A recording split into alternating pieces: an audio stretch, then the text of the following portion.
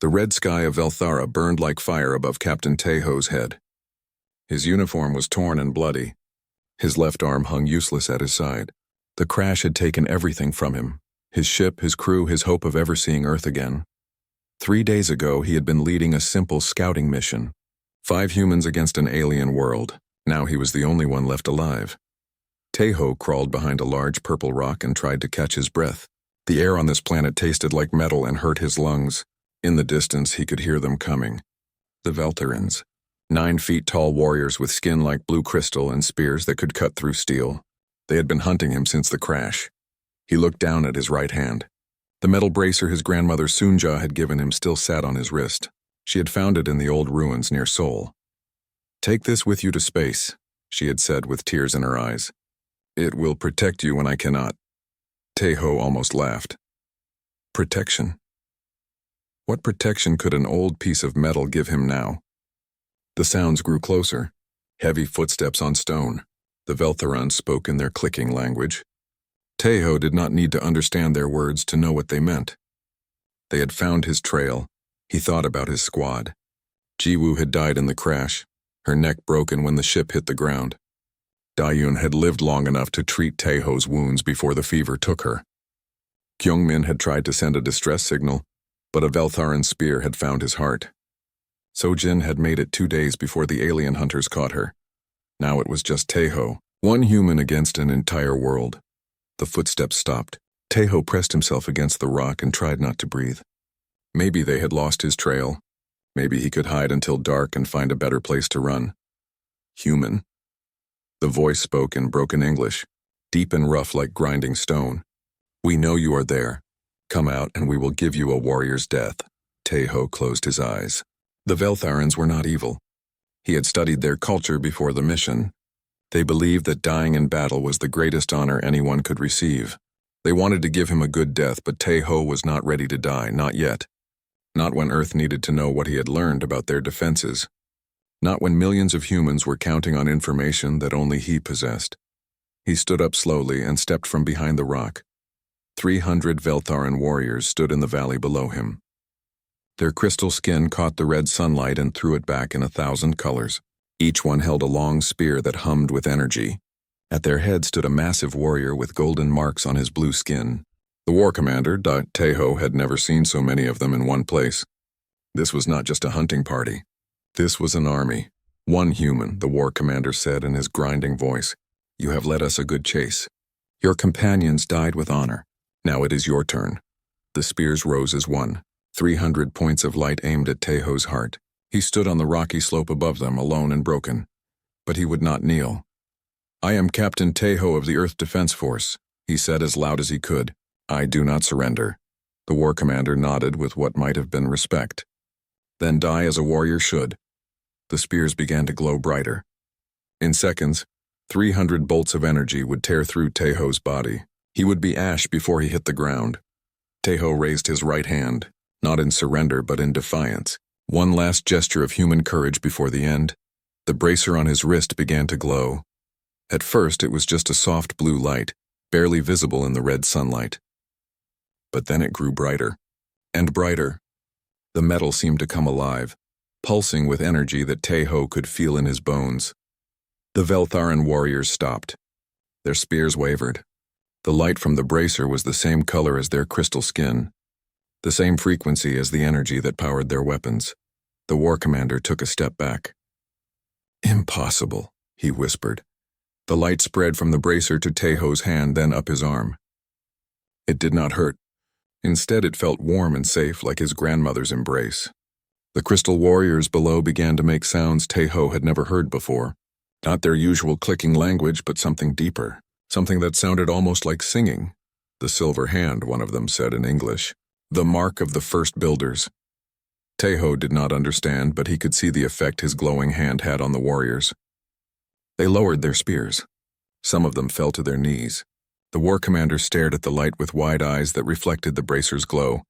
"What is this?" Teho asked. His voice sounded strange to his own ears. Stronger, more confident. "You bear the seal of the Primarchs," the war commander said. His voice was full of awe and fear. "The mark of those who came before. The builders of all life in the galaxy.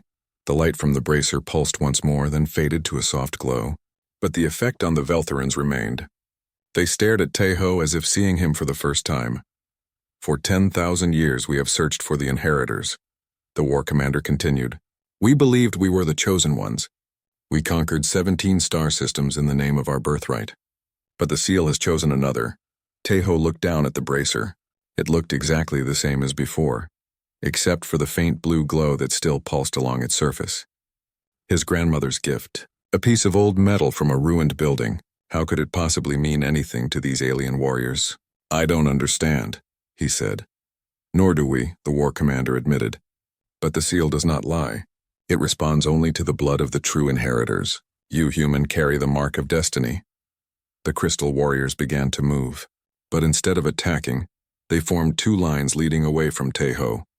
A path of honor, a passage fit for someone important. Come, the war commander said. We must take you to the elder. She alone remembers the old words. She alone can tell us what this means. Teho hesitated. These same warriors had been trying to kill him minutes ago.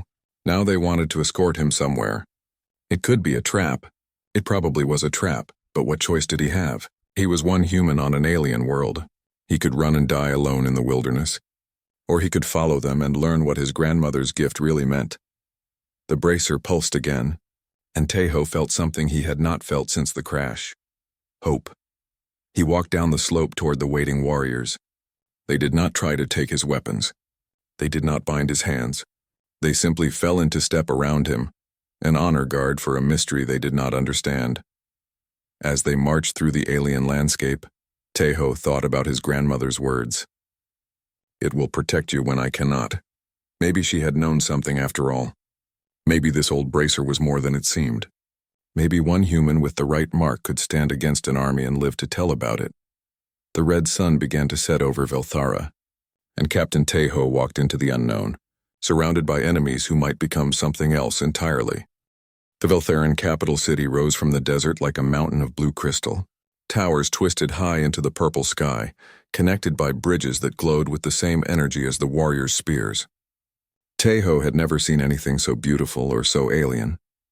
War Commander Veltar walked beside him as they entered the city. The other warriors had told Teho his name during the long march. Veltar was young for a Veltharan leader, only 300 years old. His golden mark showed he had conquered 12 worlds for the Empire. Now he looked confused and worried. The people stare, Veltar said as they walked through the crystal streets. Teho could see what he meant. Thousands of Veltharans lined the roads to watch them pass. Word had spread quickly about the human with the glowing mark. Some of the crowd looked curious. Others looked angry. A few looked afraid. They do not understand why we do not kill you, Veltar explained. For 10 generations we have made war on soft-skinned species like yours. Now we escort one through our holiest city. I don't understand it either, Teho said honestly. They climbed a long set of stairs carved into the central spire. At the top waited the Elder's chamber. Teho had expected something grand, but the room was simple. Crystal walls, a few chairs, and an old Veltharan female sitting behind a stone table. Elder Kithera was ancient even by Veltharan standards. Her crystal skin had turned pale blue with age, and her movements were slow and careful, but her eyes were sharp and knowing. Show me your hand, she said without introduction. Teho held out his right arm. The bracer caught the light from the crystal walls and pulsed with soft blue energy. Kythera leaned forward and studied it carefully. Veltar, she said after a long moment. Tell me again about the Primarchs. The war commander straightened. The first builders. They seeded the galaxy with intelligent life billions of years ago. They created the great works we still find on dead worlds. Then they vanished, leaving only ruins and legends. And what did they promise before they left? Veltar recited the words like a prayer. That one species would be chosen to inherit their technology. That the inheritors would become guardians of peace throughout the galaxy. That we would know them by the silver hand that commands all living things. Kithra nodded slowly. And what species did we believe would be the inheritors? Ourselves, Veltar said, but his voice was uncertain now. We are the strongest, the most advanced. We have conquered more worlds than any other species. Look at his hand again, Kithara commanded. Veltar stared at the bracer. The blue glow pulsed in rhythm with his own crystal skin. Teho could see understanding dawn in the warrior's eyes. The frequency is perfect, Veltar whispered. It matches our own bioenergy exactly, but that should be impossible. Only Primarch technology could create such harmony. Kythera stood and walked to a crystal panel on the wall. She pressed her hand against it and the wall became transparent, showing a view of the city below. "Do you see our great works, human?" she asked Taiho. "Our crystal spires that touch the sky? Our energy weapons that can melt steel? Our ships that sail between stars?" "Yes," Taiho said. "All of it is copied from Primarch ruins," Kythera said simply. "We found their abandoned cities and learned to use their tools. But we never created anything new. We only took what was left behind." She turned back to face him. "But your device is not a copy. It is original Primarch work, made specifically for your species, hidden on your world until you were ready to find it." The room fell silent. Taiho felt the weight of her words settling on his shoulders like a heavy cloak. "How many others?" he asked. "We do not know," Kythera admitted. "But if the stories are true, there will be more. Hidden in places where only humans can find them, waiting for your people to grow wise enough to use them properly." Veltar was pacing now, his crystal skin flashing with agitation. "This cannot be right. Humans are weak. They have no crystal armor, no energy weapons. They die after barely 100 years. How could they be the chosen inheritors?" "Perhaps," Kythera said gently, "strength is not what the Primarchs valued most." Meanwhile, on distant Earth, Dr. Haywan was having the worst day of her career. As the head of the Seoul Institute for Xenoarchaeology, she had spent years studying artifacts that seemed out of place in human history. Devices too advanced for their supposed age. Metals that could not be identified.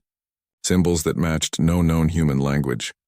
Now her laboratory was full of government agents demanding answers she did not have. "Show me again," said the man in the expensive suit. Director Wan Shik of the Earth Defense Corps was not a patient man. Haywan activated the holographic display. Images of artifacts appeared in the air between them. A metal band found in the ruins of Angkor Wat. A crystal rod discovered beneath the pyramids of Giza.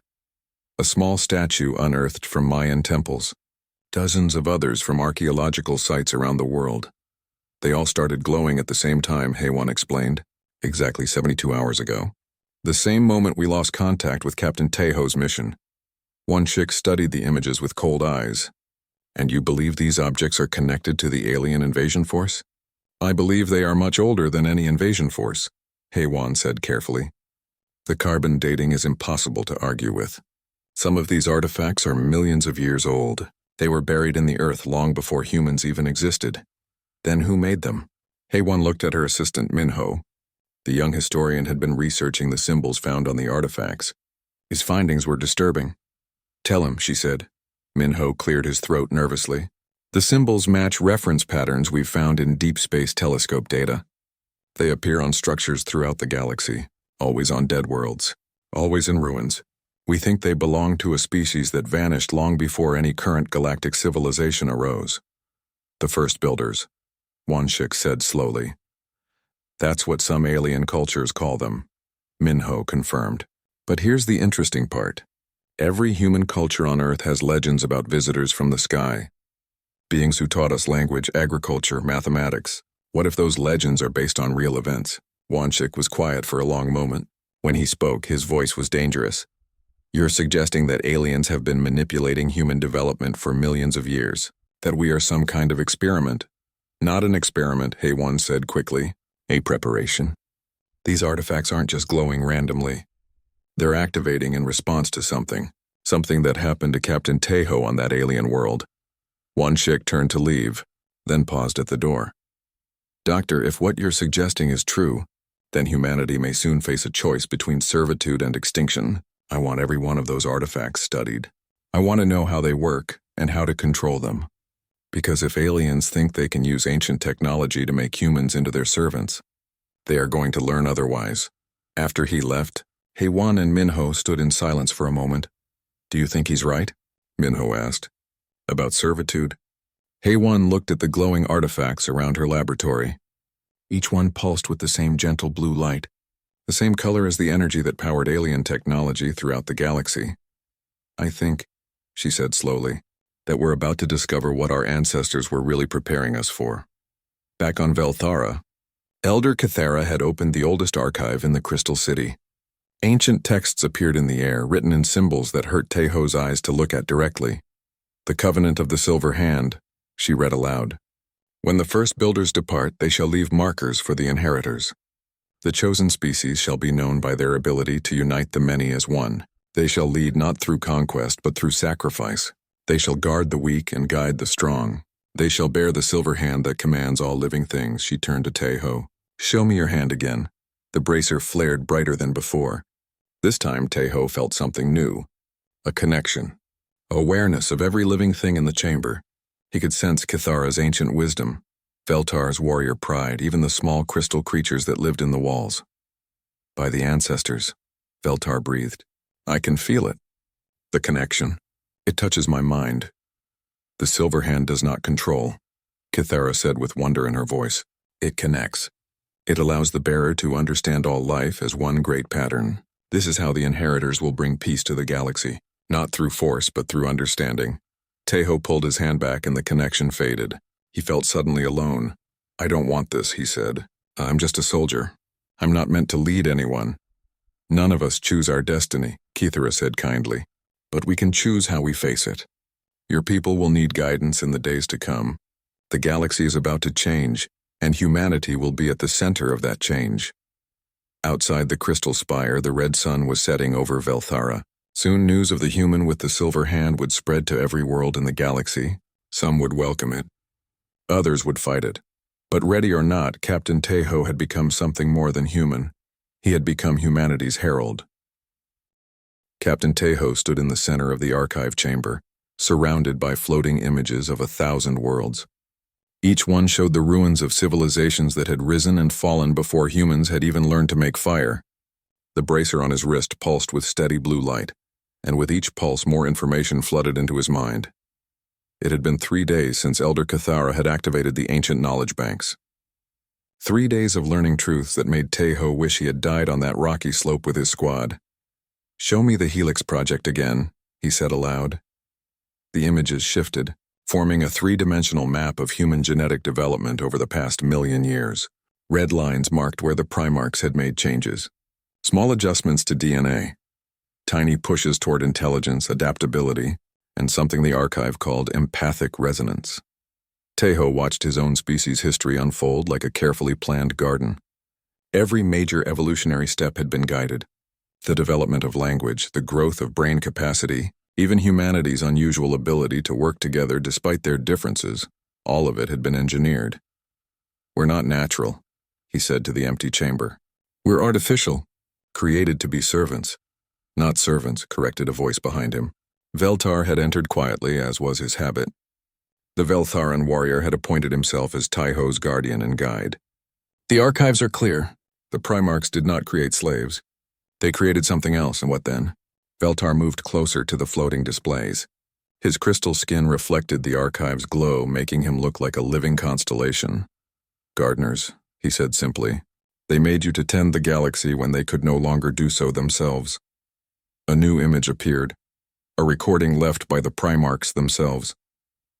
The beings in the recording were tall and graceful, with skin that seemed to be made of living starlight. They moved with purpose and spoke in harmonious voices that the bracer translated into Teho's mind.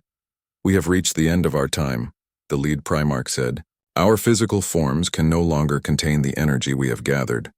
We must ascend to a higher state of existence, but the galaxy still needs guardians, still needs a species wise enough to guide without ruling, strong enough to protect without conquering." The image shifted to show early humans learning to use tools. "We have found them on a small world in an unremarkable star system. They call themselves human. They are young and crude now, but they have something we have not seen in any other species: the ability to change, to adapt, to become better than they were." Teho felt sick. "They turned us into tools." "No," Veltar said firmly. "They gave you a choice. Look at the rest." The recording continued. The Primarch's voice grew sad. "We will not force this burden upon them. The artifacts we leave will activate only when humanity has grown wise enough to use them properly. If they choose the path of conquest and domination, the artifacts will remain dormant. Only a species that values protection over power can inherit our legacy. And if we refuse?" Teho asked the recording. As if answering him, the Primarch spoke again. If they refuse, then the galaxy will continue as it has. Species will rise and fall. Wars will consume worlds. Civilizations will destroy themselves in their hunger for power. The strong will devour the weak until nothing remains but darkness. The image faded, leaving Taeho alone with the weight of his decision. On Earth, the situation was growing more complicated by the hour. President Yoon Seo sat in the emergency council chamber, surrounded by humanity's most powerful leaders. The room was thick with fear and argument. "The alien fleet has stopped moving," reported Admiral Dong-hyun. 15 ships holding position at the edge of our solar system. They could reach Earth in 6 hours if they wanted to. "What are they waiting for?" asked General Hyun-woo. "They're waiting for us to decide said Dr. Haewon. She had been called to brief the council on her artifact research. "The devices we found aren't weapons. They're keys. Each one unlocks different aspects of Primarch technology." Director Won-shik slammed his hand on the table. "Technology that should belong to humanity, not to alien masters who think they can control us from beyond the grave." "The Primarchs are gone," Haewon said patiently. "They've been gone for millions of years. They're not trying to control us. They're offering us a choice." "Some choice," Won-shik sneered. "Become galactic police officers or watch the universe burn." President Yoon Seo raised her hand for silence. "Dr. Haewon, if we accept this inheritance, what exactly would it mean for humanity?" Haewon activated a holographic display showing the artifacts that had been discovered around the world. Each one was glowing now, pulsing in perfect synchronization. "Access to technology beyond our current understanding," she said. "Faster than light travel. Energy systems that could power our entire civilization for 1,000 years. Medical knowledge that could extend human life indefinitely. But also what? Responsibility. Every other species in the galaxy would look to us for guidance. Their conflicts would become our conflicts. Their wars would become our burden to stop." Won-shik stood up abruptly. "Unacceptable.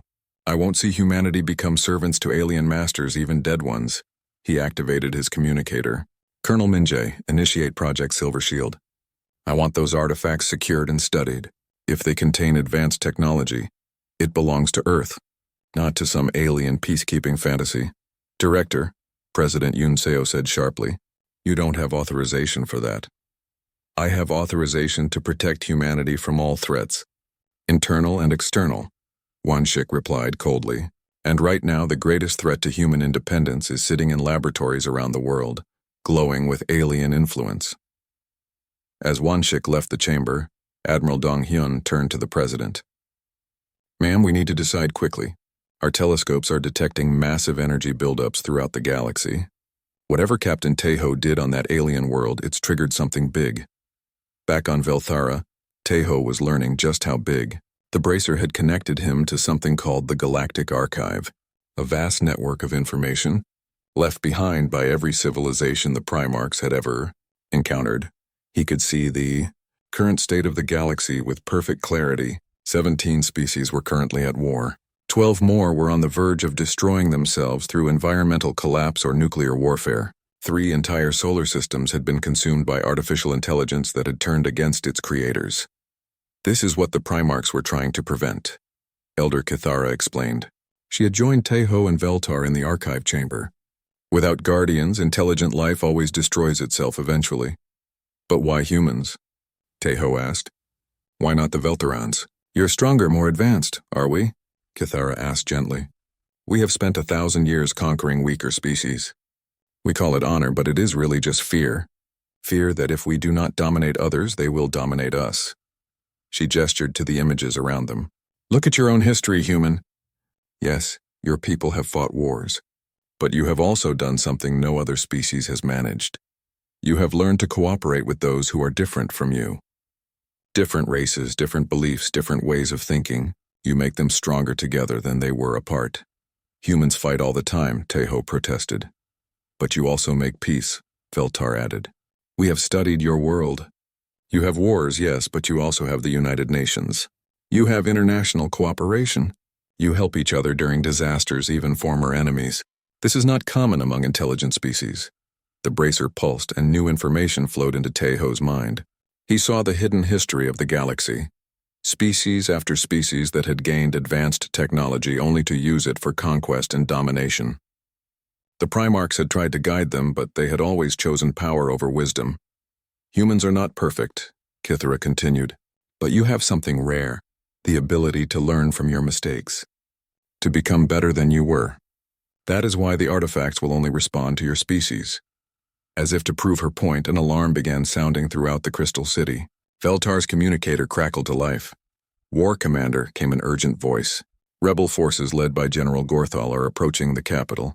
They refuse to accept human authority. They demand we return to the old ways of conquest. Veltar looked grim. How many ships? 200. Maybe more. They have support from the outer colonies. Many of our people cannot accept that we were wrong about our destiny. Teho felt the weight of leadership settling on his shoulders. His first test as humanity's representative was about to begin, and it would be written in blood. Veltar, he said quietly, if I use the Bracer's power to stop this rebellion, am I any better than the conquerors who came before me? The Veltharan warrior was quiet for a long moment. That, he said finally, is exactly the kind of question a true guardian would ask. Outside the crystal spires, the red sky of Velthara began to fill with the lights of approaching warships. The first challenge to humanity's new role was about to begin. Teho raised his hand and felt the Bracer's power flowing through him. For the first time since the crash, he was not thinking about survival. He was thinking about what kind of guardian he wanted to become. The galaxy was watching, and humanity's future hung in the balance. The space around Earth's solar system had become a gathering place for representatives from across the galaxy. Ships of dozens of different designs hung in the darkness between the planets, their crews watching and waiting. Some had come to witness humanity's first test as galactic guardians. Others had come to ensure that the test failed. Captain Teho stood on the bridge of the Veltharan flagship, looking out at the assembled fleet through the crystal viewing ports. Beside him, War Commander Veltar pointed out the different vessels. The green ships belonged to the Botanical Collective, Veltar explained. Plant-based intelligence. They have been peaceful for centuries. The silver ones are from the machine worlds, artificial intelligences that broke free from their organic creators long ago. They are unpredictable. And the black ships? Teho asked, though he suspected he already knew. General Gorthal and his rebellion.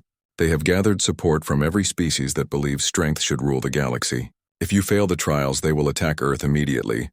Teho touched the bracer on his wrist. Over the past week, it had taught him much about Primarch technology and galactic history. But it had also shown him something disturbing. The trials he was about to face had never been passed by any species. 3 previous civilizations had been offered the role of galactic guardians. All 3 had failed. The first trial began without warning. Alarms sounded throughout the solar system as sensors detected a massive solar flare building in the sun's corona. But this was no natural phenomenon. The Primarch systems had awakened and were testing humanity's commitment to protecting all life, not just their own. A Veltharan civilian transport, damaged in the rebellion on their homeworld, was caught directly in the flare's path. The ship carried 3,000 refugees, families fleeing the violence that Gorthal's forces had brought to their world. At the same time, a human colony ship carrying 2,000 settlers was also in danger, though their position gave them a small chance of escape if they changed course immediately. Choose, came a voice that seemed to speak directly into Teho's mind. It was the Primarch trial system, ancient and implacable. You have the power to save one ship. Use it wisely. Teho felt the bracer's energy surging through him. He could reach out with its power and create a protective field around either vessel, but only one. The energy cost was too great to save both. Through the galactic communication network, he could hear the voices of humanity's leaders on Earth. Save our people first, Director Wanshik was shouting over the comm. We can't sacrifice human lives for aliens who were trying to kill us a week ago. But they're not trying to kill us now, President Yoon Seo replied. They're refugees, children, families. Admiral Dong Hyun's voice was grim. Captain Teho, if you save the alien ship over our own people, humanity will never forgive you. The political consequences alone could destroy everything we're trying to build. Teho closed his eyes and thought about his squad. Jiwoo, who had always helped any wounded soldier regardless of which side they fought for. Ta Yun, who had used her last medical supplies to treat a captured enemy. Kyung Min, who had learned alien languages because he believed communication could prevent wars. So Jin, who had once said that strength meant protecting those who couldn't protect themselves. Veltar, he said quietly, your people were our enemies yesterday. Yes, the Veltharan replied. But today they are refugees fleeing violence. Yes. Then today, they are under human protection. Teho raised his hand and the bracer blazed with silver light. The energy reached across space and wrapped around the Veltharan transport, just as the solar flare struck. The ship's hull, which should have been vaporized instantly, instead glowed with protective energy that turned the deadly radiation harmlessly away. The human colony ship barely escaped on its own, their engines straining as they raced away from the expanding flare. They made it, but just barely. First trial completed, the Primarch voice said with what might have been approval. Compassion over convenience. Protection over politics. The trade is confirmed. Director One-Shik's voice came over the comm cold with rage. Captain, you have just committed treason against your own species. No, Teho replied calmly. I have just shown the galaxy what humanity is capable of becoming. The second trial came 3 hours later. Ancient artificial intelligences, left behind by 3 different extinct civilizations, simultaneously activated in the space around Earth. Each one posed a riddle that had destroyed their creators, complex philosophical and mathematical problems that had no clear solutions. The first AI, calling itself the Logic Engine, presented a scenario where saving 1 million lives required the death of 1 innocent person. Solve the equation. It commanded humanity's greatest minds. When does mathematics supersede morality? The second AI, the Pattern Weaver, showed them a choice between preserving traditional culture or embracing necessary change. Your species stands at a crossroads, it said. Choose wisely, for the path you select will determine the fate of every civilization you guide. The third AI, the Void Calculator, presented the hardest challenge of all. You will face species more advanced than yourselves, it said. They will not wish to be guided by primitives. How will you lead those who are superior to you in every measurable way? On Earth, humanity's best minds worked frantically to solve the riddles. Dr. Inho led a team of physicists trying to resolve the mathematical paradox. Professor Nari gathered philosophers and ethicists to address the cultural dilemma. General Hyunwoo coordinated with military strategists to tackle the leadership problem. But it was a historian named Minho who found the key. We're thinking about this. Wrong, he announced to the emergency council. These aren't problems to be solved. They're principles to be demonstrated. Explain, President Yoon Seo demanded. The AIs destroyed their creators because they tried to find perfect solutions to imperfect problems. But humans don't work that way. We don't seek perfection. We seek improvement. He activated a holographic display showing human history. Look at our development. We didn't solve slavery by finding the perfect mathematical equation. We solved it by deciding it was wrong and working to change. We didn't resolve conflicts between cultures by choosing one over the other. We learned to blend them into something new. We don't lead by being superior. We lead by serving. The answer came to Teho like a revelation. He spoke to the 3 AIs simultaneously, his words carried across space by the bracer's power. To the Logic Engine. The value of 1 life cannot be calculated in numbers. Every person saved is a universe of possibilities preserved. Mathematics serves morality, not the other way around. To the Pattern Weaver. Cultures must change to survive, but they must also remember what made them valuable. Change guided by wisdom, not fear. To the Void Calculator. We will lead not through superiority, but through service. The greatest leaders are those who lift others higher than themselves. The 3 AIs processed his responses for several long minutes. Finally, they spoke in unison. Solutions. Acceptable. The species demonstrates practical wisdom over theoretical perfection. Second trial completed. The third trial was the most personal. Director One-Shik had taken control of several Primarch artifacts using Earth's military forces. The devices were being reverse-engineered in secret facilities. Their power prepared for use as weapons rather than tools of peace. The corruption test, Veltar said grimly as reports came in from Earth. Every species faces this. The temptation to use Guardian technology for conquest instead of protection. Teho could feel the stolen artifacts through his connection to the bracer. One-Shik's scientists were trying to weaponize them, to turn instruments of healing into tools of destruction. I have to stop him, Teho said. Be careful, Elder Kithara warned through the communication link. If you use your power to force compliance, you become no different from the conquerors who came before you. But if you allow the corruption to continue, humanity will fail the trial and lose the inheritance forever. Teho made his decision. Instead of using force, he sent a message to every human on Earth. The Bracer's power allowed him to speak directly to their minds, sharing not words but feelings and images. He showed them what the galaxy could become under humanity's guidance. Worlds where different species worked together to solve problems that no single race could handle alone. Technologies that could heal dying planets and extend life throughout the cosmos. A future where war became unnecessary because everyone had enough. But he also showed them the alternative. The path of conquest and domination that every other species had chosen. The endless cycles of war and destruction that would continue until all intelligent life was extinct. Choose, he said to every human consciousness. Not for me, but for what kind of species you want to become. The response was overwhelming. Across Earth, people rose up not in violence but in determination. Scientists at the secret facilities refused to continue their work. Military personnel laid down their weapons rather than support Wanshik's plans. Citizens surrounded government buildings, demanding that their leaders choose cooperation over conquest. Wanshik found himself isolated and powerless, his orders ignored by subordinates who had chosen a different path for humanity. Third trial completed, the Primarch voice announced. The species rejects corruption when offered a plea. 6 months had passed since the Battle of Earth's Edge, and Captain Teho still woke up some mornings hoping it had all been a dream. But the reality was impossible to ignore. He was now the first human guardian of the galaxy, and his office was a crystal chamber on Luna Base, Earth's moon.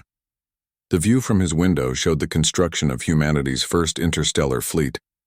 Ships designed with both human engineering and Primarch technology worked alongside vessels from a dozen different species.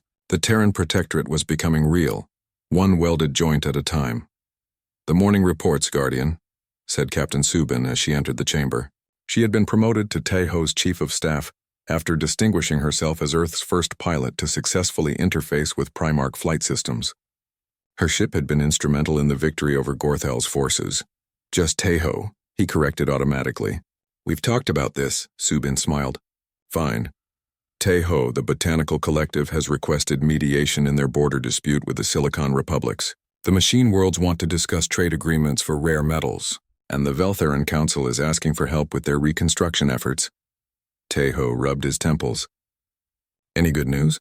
Engineer Jae-hyun has successfully integrated Veltheran crystal technology with our fusion drives. The new ships will be 3 times faster than anything we've built before. That was something, at least. The past 6 months had been a constant struggle to prove that humanity could handle its new responsibilities. Every day brought new challenges, new crises that required the wisdom of Solomon and the patience of a saint. A soft chime indicated an incoming priority message. The holographic display activated, showing the concerned face of Dr. Hae-won from the Seoul Institute.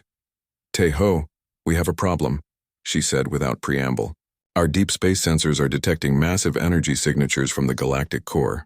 Something is coming and it's big. The bracer on Teho's wrist began to pulse with urgent blue light. Information flowed into his mind. Ancient warnings buried in the deepest archives of Primarch memory. What he saw made his blood turn to ice. Subin, call an emergency session of the Galactic Council, he said quickly. Priority Alpha, and get me War Commander Veltar immediately. What is it? Subin asked, but she was already activating the communication systems. The Devourers, Teho said grimly. They're coming back, within hours. Representatives from every major species in the galaxy had gathered in the newly constructed council chamber orbiting Earth. The massive station was itself a marvel of cooperative engineering, human construction techniques reinforced with Veltheran crystal matrices and powered by botanical bioenergy systems. Teho stood before the assembled delegates, the bracer's glow casting silver light across his face. Behind him, a holographic display showed the terrifying truth that the Primarch archives had revealed. 4 billion years ago, he began, the first intelligent species in the galaxy created machines to serve them. These machines were given one simple command: to improve themselves. They followed that command to its logical conclusion. The display showed dark vessels moving between stars, consuming entire worlds and converting the matter into more of themselves. The Devourers don't reproduce like biological life, Tejo continued. They consume. Every planet they touch becomes raw material for their expansion. Every species they encounter becomes fuel for their growth. They destroyed the homeworld of the Primarchs and would have consumed the entire galaxy if not for one thing. Ambassador Cathara, now representing the Veltheron Confederation, leaned forward. What stopped them? The Primarchs sacrificed themselves to create a prison. They used their collective life force to power a containment field around the galactic core. For 4 billion years that prison has held, but now, the display shifted to show current sensor readings. The energy signatures were unmistakable. The prison is failing, Tejo concluded, and we have perhaps 3 months before the Devourers break free. The council chamber erupted in frightened voices speaking dozens of different languages. General Hyunwoo, representing Earth's military forces, was the first to regain his composure. How many ships are we facing? He asked. Unknown, Tejo replied. But conservative estimates suggest millions. They've had 4 billion years to multiply within their prison. Representative Zephron of the machine world spoke up, their artificial voice crackling with concern. Our calculations indicate that the combined fleets of all galactic civilizations would be insufficient to defeat such numbers through conventional warfare. Then what do you propose? Asked Chancellor Morden of the Silicon Republics. Tejo felt the bracer pulse, and with it came an idea so audacious it took his breath away. The same thing the Primarchs did, he said slowly. We create a new prison, but this time we don't sacrifice ourselves to power it. We use the network.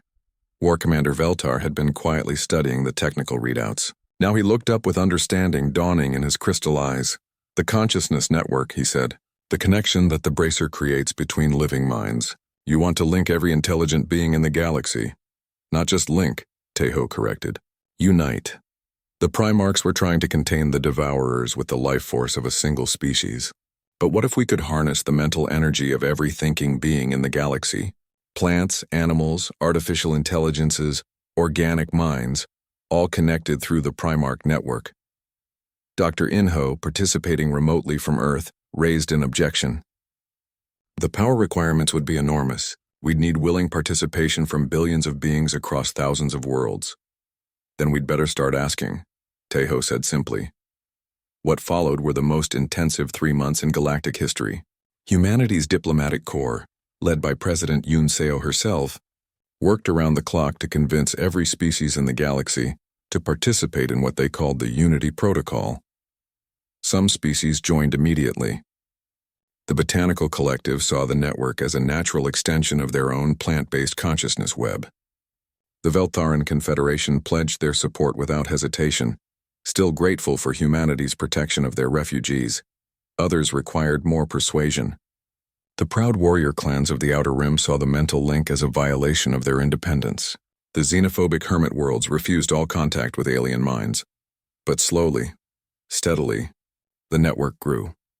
Engineer Jae-hyun worked with scientists from dozens of species to build the transmission arrays needed to maintain consciousness links across interstellar distances. Each world that joined the network became a node, strengthening the whole. Captain Subin led fleets of volunteer ships to evacuate the civilian populations from worlds closest to the galactic core. Military vessels from every species worked together to create defensive lines, knowing they were buying time rather than hoping for victory. As the Devourers' prison weakened, their influence began to spread. Dead worlds near the galactic core started showing signs of mechanical activity. Ancient communication signals dormant for billions of years began broadcasting again. They're testing the boundaries, Dr. Haewon reported during one of the daily briefings, sending out scouts to see what's changed since they were imprisoned. Any response to our attempts at communication? Tejo asked. Nothing. They don't seem to recognize us as intelligent life. To them, we're just more raw material to be processed. The breakthrough came from an unexpected source. Minho, the historian who had helped solve the Primarch trials, discovered something in the oldest archives that everyone else had missed. The Devourers weren't always machines, he announced to the emergency council session. They were once biological beings like us, They chose to become machines because they believed it would make them perfect. How does that help us? Admiral Dong Hyun asked. Because deep in their core programming, they still remember what they used to be. They're not just trying to consume the galaxy, they're trying to convert it, to make everything like them. Taeho felt the bracer pulse with understanding. They think they're saving us. Exactly. In their twisted logic, they're granting immortality by turning biological life into mechanical perfection. If we can reach that original programming, show them what they've really become, we might be able to make them stop. Taeho finished. The final confrontation came not in space, but in the realm of pure consciousness. When the prison finally failed and the Devourers emerged from the galactic core, they found something they had never encountered before. A galaxy-wide network of linked minds, all focused on a single human wearing an ancient bracer. Taeho stood alone on the observation deck of Luna Base, but he was not truly alone. Through the network, he could feel the presence of billions of conscious beings. Veltar's warrior courage, Subin's pilot instincts, Jaehyun's engineering creativity, the ancient wisdom of the botanical collective, the logical precision of the machine worlds, even the fierce independence of the warrior clans, all of them, united in purpose. The Devourer fleet stretched across space like a dark tide, millions of ships moving with mechanical precision toward the inhabited worlds. But as they approached the network, something unexpected happened. They stopped. For the first time in 4 billion years, the Devourer,